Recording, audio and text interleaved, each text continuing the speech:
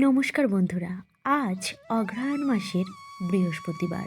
পারলে একবার শ্রবণ করুন এই ব্রত কথা, যেটি শ্রবণে আপনার গৃহ সর্বদা ধনধান্যে পূর্ণ থাকবে। অগ্রহায়ণ মাসের প্রত্যেক বৃহস্পতিবার মা লক্ষ্মীকে ধান নিবেদন করবেন, আর অবশ্যই মায়ের সামনে একটি ঘিয়ের প্রদীপ প্রজ্বলন করবেন।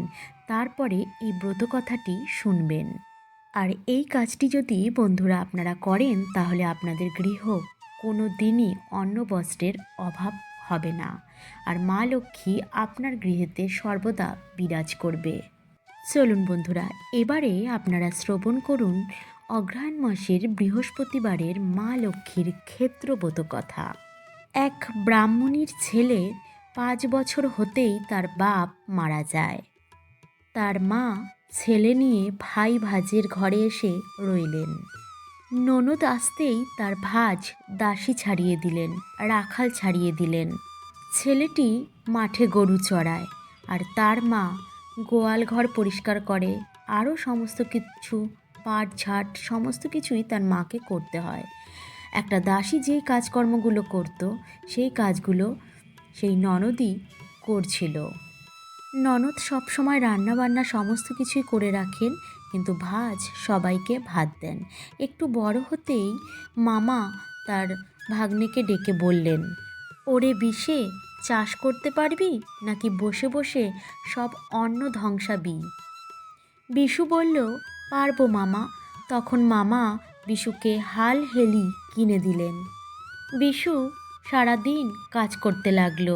কোদাল পাড়ে, ধান কাটে, আরও যা যা যাবতীয় মাঠের কাজ আছে সমস্ত কিছুই করতে লাগলো। কিন্তু সারা দিন কাজকর্ম করার পর একটু পেট ভরে খেতেও পায় না। ভাতের ওপর তরকারি তো দূরে থাক। মায়ের প্রাণে এই সমস্ত আর কত সয়, কেবলই চোখের জল মোছেন মা, আর ভগবানকে ডাকেন। ছেলেটি সকাল হলেই কাঁধে লাঙল নিয়ে গরু, ছাগল, ভেড়া যা কিছু ছিল মামার ঘরেতে সমস্ত পোষ্যদেরকে নিয়ে মাঠে চলে যায়। কে জানে শীত, কে জানে বর্ষা, কে জানে রোদ। ছেলের বিশ্রাম নেই। একটু বেলা হতেই মায়ের প্রাণ ছটফট করে ওঠে। একটু বেলা হতেই তার মা মুড়ি, চাল ভাজা, শশা, পাকুড়, যেদিন যা পারে সেই সমস্ত নিয়ে মাঠে দিয়ে আসে তার ছেলেকে। এদিকে বিশু আবার ক্ষেত্র দেবীকে খাবার না দিয়ে খাবার নিজে খায় না। মা ছেলের মুখ থেকে ঘাম মুছে অনেকবার চুমু খেয়ে ছেলেকে আদর করে ক্ষেত্র দেবীকে সঁপে দিয়ে তারপরে বাড়ি ফেরেন। আর ক্ষেত্র দেবীকে বলেন, হে মা ক্ষেত্র দেবী, দুঃখিনীর ধন তোমার কাছে দিয়ে গেলাম, তুমি রক্ষা করো। বিশু বেলা 2:30 প্রহরে বাড়িতে আসে। তখন এসে অনেকের পাতের নাতের, যারা কিছু খেতে না পারে, মানে অবশিষ্ট যেগুলো পড়ে থাকে, মামা মামি ওদের পাতের জিনিস ওই সমস্ত খেয়ে আবার মাঠে ফেরে। ব্রাহ্মণীর ছেলে লাঙল করে বলে সকলে তাকে লাঙলে বিশে বলেই চেনে। একদিন লাঙলে বিশু ভাত খেতে পারছিল না, তাই জন্য তার মা দুধ থেকে সর তুলে রেখেছিল। এইদিকে বিশুর মামি তো চোটে পুরো লাল, মুখে যা এলো তাই বলতে লাগলো, ভালো জ্বালা হয়েছে, ভালো আপদ হয়েছে, ঘরে কিচ্ছুটি রাখার জো নেই। দুধের ওপর সরটুকু পর্যন্ত খাইয়ে দিয়েছে। স্বামীকে সব কথা চতুর্গুণ বাড়িয়ে বলা হলো। আরও বলে যে দেখো, ওদের পেছনে মাসে কত খরচ হয়, এর থেকে চাষি, চাকর এই সমস্ত মানুষ রাখলে অনেক টাকা বেঁচে যেত। এই কথাগুলো শুনে বিশুর মামার মাথা ঘুরে গেল। তার পরের দিন বিশুকে আর মাঠে যেতে দিলেন না, আর তার মাকেও কোনো কাজ করতে দিলেন না। সেই দিনটি ছিল অগ্রহায়ণ মাসের শুক্লপক্ষের শনিবার। বিশু আর বিশুর মা দুজনেই কিছু খেতে পায়নি। বাড়ি থেকে দূরে গিয়ে মাঠে বসে কাঁদছেন। এমন সময় ক্ষেত্রদেবী এক বৃদ্ধার রূপ নিয়ে লাঙলা বিশুকে দেখা দিলেন। বিশু, তোমার সাপে বর হয়েছে, এই ধান কয়টি নিয়ে তুমি মুদির দোকানে যাও, সেখানে গিয়ে চিড়িয়ে মুরগি খেও। আর ওই যে জলার ধারে একটা কুঁড়ে ঘর দেখা যাচ্ছে, ওই ঘরটাতে আজকে মা আর বেটায় মিলে থেকো। আর সাথে যাওয়ার সময় এই বীজ ধানগুলো নিয়ে যেও। কাল সকালবেলা ঘুম থেকে উঠে এই ধানের বীজগুলো মাঠে ঘাটে সমস্ত জায়গায় ছড়িয়ে দিও, তোমাদের আর কোনো অভাব থাকবে না।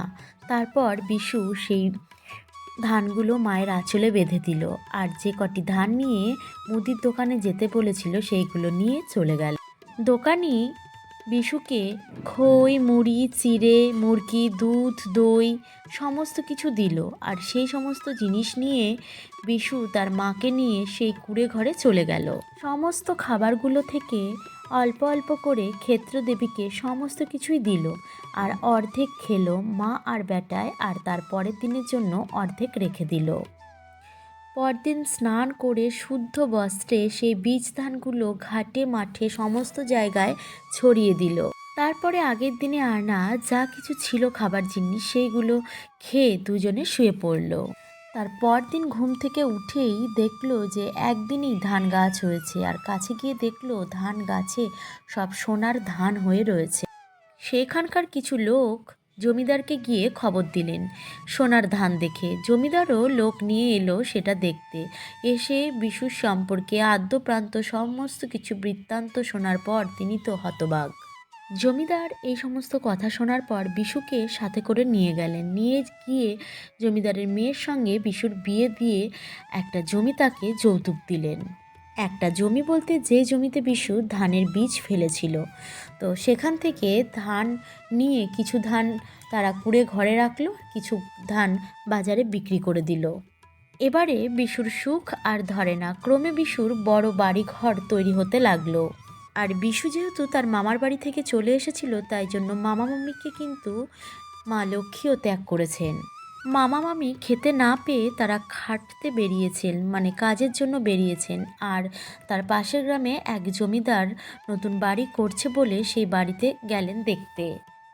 আর সেই জমিদারের বাড়িতে গিয়েই মামা মামি কাজ করলেন রাজমিস্ত্রির। আর সেই মামা মামিকে বিশু দেখতে পেয়ে মাকে গিয়ে বললেন, ও মা, সর্বনাশ হয়েছে, মামা মামি খাটতে এসেছে। যাও মা, তাদেরকে আদর করে নিয়ে এসো, ওরাই আমার ঐশ্বর্যের মূল। তখন বিশুর মা দাসী পাঠিয়ে তাদেরকে ঘরের ভেতরে আনলেন।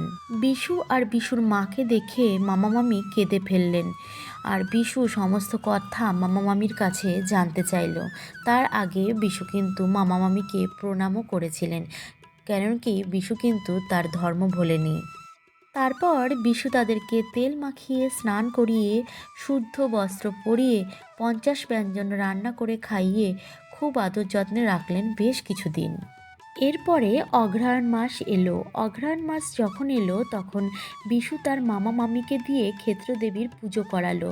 তারপর ধন দৌলত দিয়ে দাস দাসী দিয়ে তারপরে তারা তাকে বাড়ি পাঠালো। আর ক্ষেত্রদেবীর কৃপায় মামা মামির ক্ষেত ভরা ধান হলো, গোয়াল ভরা গরু হলো। কিছুদিন পর মামা মামি বিশু আর বিশুর মাকে নেমন্তন্ন করে বাড়িতে আনালেন। 50 ব্যঞ্জন রান্না করে তাদেরকে খাওয়ালেন। মামির সেদিন আর বিশুকে খাইয়ে আশ মেটে না। তারপর খাওয়ার কিছুক্ষণ পর এক বাটি দুধ এনে বিশুর মুখের সামনে ধরে বললেন, দুধের মধ্যে স্বর অবশ্যই ছিল যে খাও বাবা, তুমি কিন্তু খুব একটা ভাত খেতে পারোনি, তাই এটা তোমাকে খেতে হবে। বিশু তখন হাসতে হাসতে বলল, মামা মামির লাঙলা বিশুর জলের ধারে ঘর, এখন কেন বিশুর মুখে বাটি ভরা স্বর? মামি তখন লজ্জায় মুখ আর তুলতে পারলেন না। এখন লাঙলা বিশুর খাবার দাবার দাস দাসী কোনো কিছুরই অভাব নেই। বিশু এখন বিশ্বনাথ। আর সেই থেকে বিশ্বনাথ আর তার মামা মামি অঘ্রায়ণ মাসে খুব ভালো করে ক্ষেত্রদেবীর পুজো করতে লাগলেন। আর সেই থেকে এই পৃথিবীতে ক্ষেত্রদেবীর পুজো প্রচলন হলো। বন্ধুরা, আজকের মতো এই পর্যন্তই। আবার দেখা হচ্ছে অন্য একটা নতুন ভিডিওর সাথে। ততক্ষণ ভালো থাকবেন, সুস্থ থাকবেন। নমস্কার।